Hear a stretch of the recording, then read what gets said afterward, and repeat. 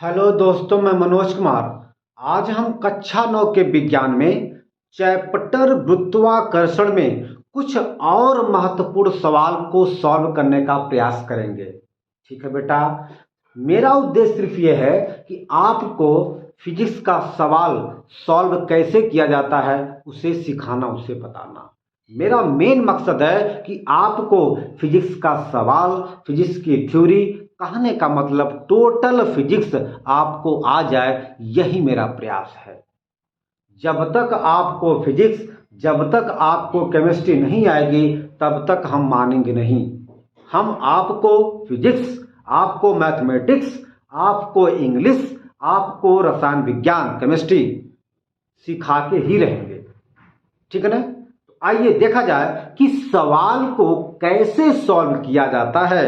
तो आइए हम लोग यहां पर देखते हैं। चलिए, जैसे आपका पहला सवाल है,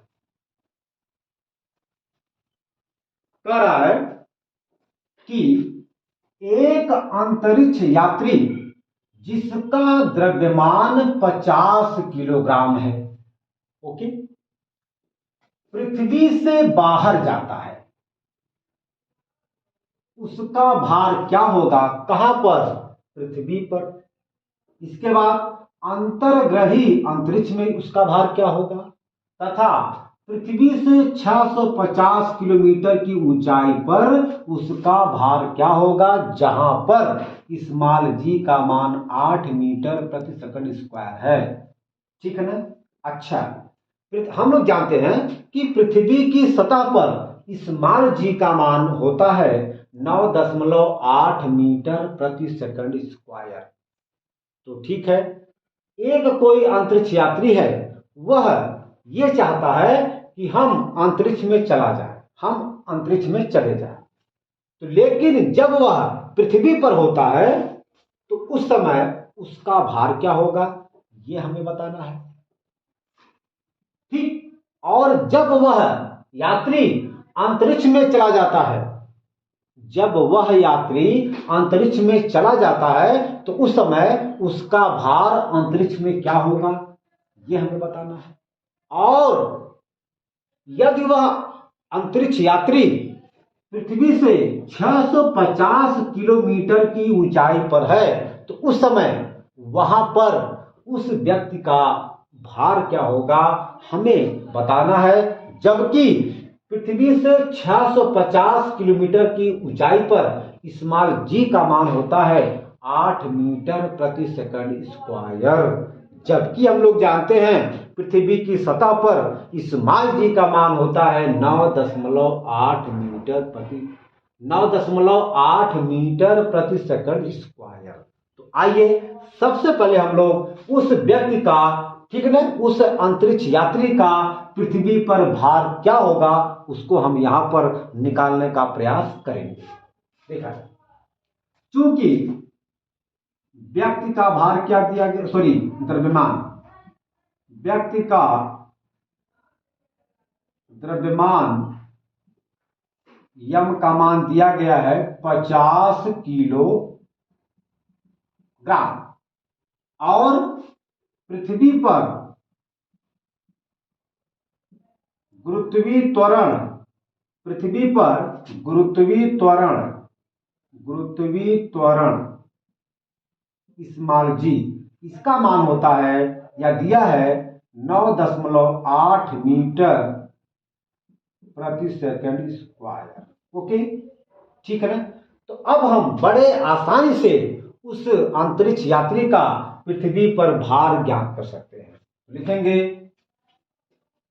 व्यक्ति का पृथ्वी पर भार W, ये होता है यम इंटू जी। ओके, ये जी क्या है? जी पृथ्वी की सतह पर गुरुत्वीय त्वरण, पृथ्वी की सतह पर गुरुत्वीय त्वरण, ठीक है ना? और ये यम क्या है? व्यक्ति का द्रव्यमान है। चलिए, यम का मान है 50 किलोग्राम, जी का मान होता है 9.8, ये हो जाएगा 0, 5×8 = 40 को 0 हासिल 4, और 5×9 = 45, 45 4, 45 और 4 49, एक अंक के बाद दशमलव, मतलब 490 न्यूटन, ये आपका हो गया पृथ्वी पर भार। ओके, ठीक है ना। तो उस व्यक्ति का पृथ्वी पर भार 490 न्यूटन होगा। हम लोग जानते हैं कि यम के सिस्टम में भार का मात्रक न्यूटन होता है, ठीक है ना। चलिए, इसको आप बढ़िया से नोट करिए, फिर हम अगला सवाल देखते हैं। नोट करिए।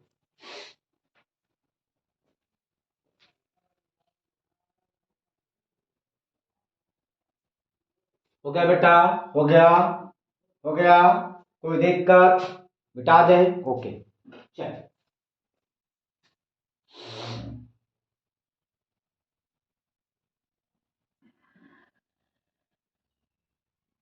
चलिए, दूसरा सवाल इसमें जो है कह रहा है कि अंतर्ग्रही अंतरिक्ष में उस व्यक्ति का भार क्या होगा।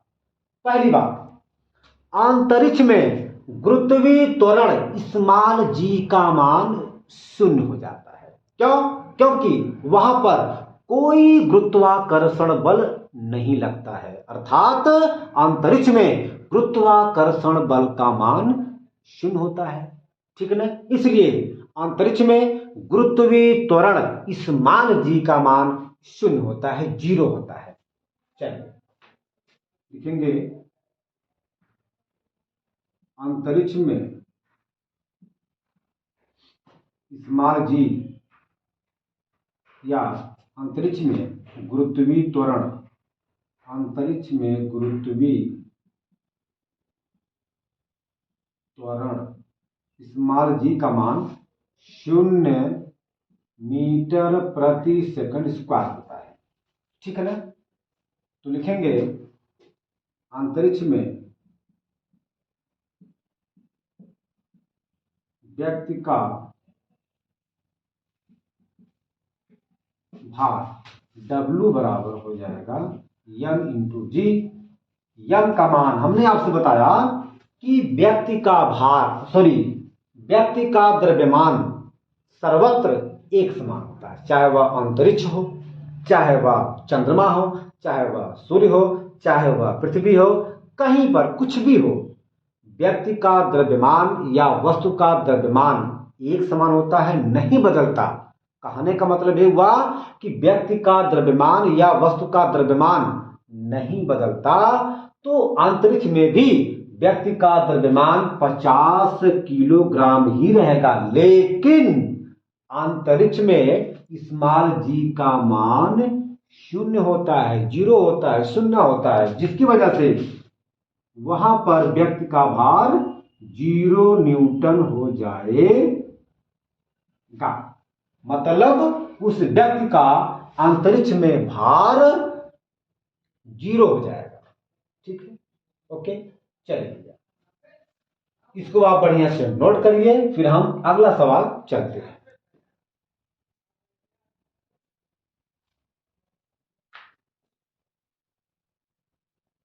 हो गया? चलें बेटा? ओके, मिटा दें। चलिए, इसी में आपका तीसरा सवाल है।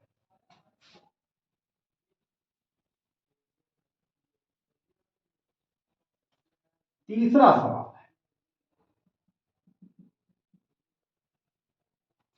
कह रहा है कि पृथ्वी से 650 किलोमीटर की ऊंचाई पर उस व्यक्ति का भार बताइए, जबकि पृथ्वी से 650 किलोमीटर की ऊंचाई पर गुरुत्वीय त्वरण स्मॉल जी का मान होता है 8 मीटर प्रति सेकंड स्क्वायर, ठीक है।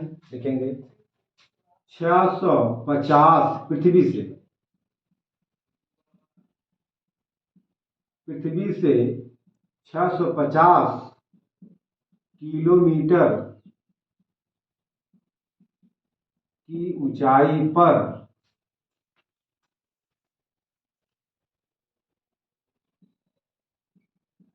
व्यक्ति का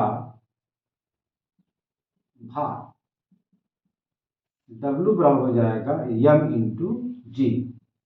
यम का मान 50, जी का मान 8 दिया है।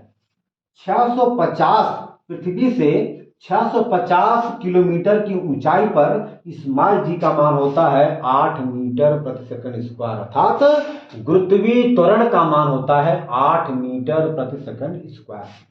तो यहां पर जी का मान हो जाएगा 8, 8 पचे 40, 400 न्यूटन। ये हो गया 400 न्यूटन उस व्यक्ति का पृथ्वी से 650 किलोमीटर की ऊंचाई पर भार होगा। पृथ्वी से 650 किलोमीटर की ऊंचाई पर उस व्यक्ति का भार 400 न्यूटन होगा। ठीक है, तो दिक्कत ठीक है ना। मैंने आपसे बताया कि ये सभी के सभी सवाल बहुत ही महत्वपूर्ण है, बहुत ही महत्वपूर्ण है। ठीक है ना, तो ठीक है, आज हम अपने वीडियो को यहीं पर अंत करते हैं। अब हम अगले वीडियो में और भी सवाल को सॉल्व करेंगे।